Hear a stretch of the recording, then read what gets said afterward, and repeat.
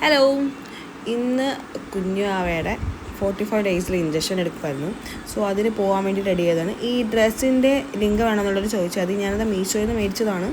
ഇത് ഫീഡിങ് ടോപ്പാണ് വരുന്നത്. ഇതിനോട് ഞാനൊരു ജീൻസാണ് പെയർ ചെയ്തേക്കുന്നത്. അപ്പം ലിങ്ക് വേണമെന്നുണ്ടെങ്കിൽ ചോദിക്കാം കേട്ടോ.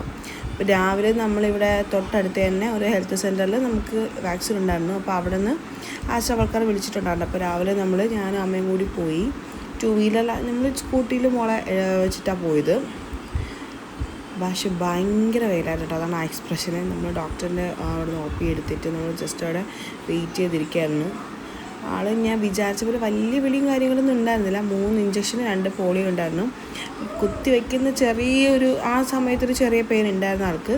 പിന്നീട് ആൾ കുഴപ്പമൊന്നുമില്ല, നല്ല ഉറക്കം ഉറങ്ങി. ഓൾറെഡി ഉറങ്ങിക്കൊണ്ടിരിക്കുന്ന സമയത്താണെന്നുകൊണ്ട് തന്നെ വലിയ പ്രശ്നം ഉണ്ടായിരുന്നില്ല. ഇഞ്ചക്ഷൻ കഴിഞ്ഞ് ഇനി വീട്ടിൽ വന്നപ്പോഴത്തേക്കും ഓൾറെഡി സിറം തന്നിട്ടുണ്ടായിരുന്നു, മരുന്ന് തന്നിട്ടുണ്ടായിരുന്നു കൊടുക്കാൻ വേണ്ടിയിട്ട്. അതൊക്കെ കൊടുത്ത് ആളിപ്പോൾ നല്ല ഉറക്കമാണ്. ബൈ.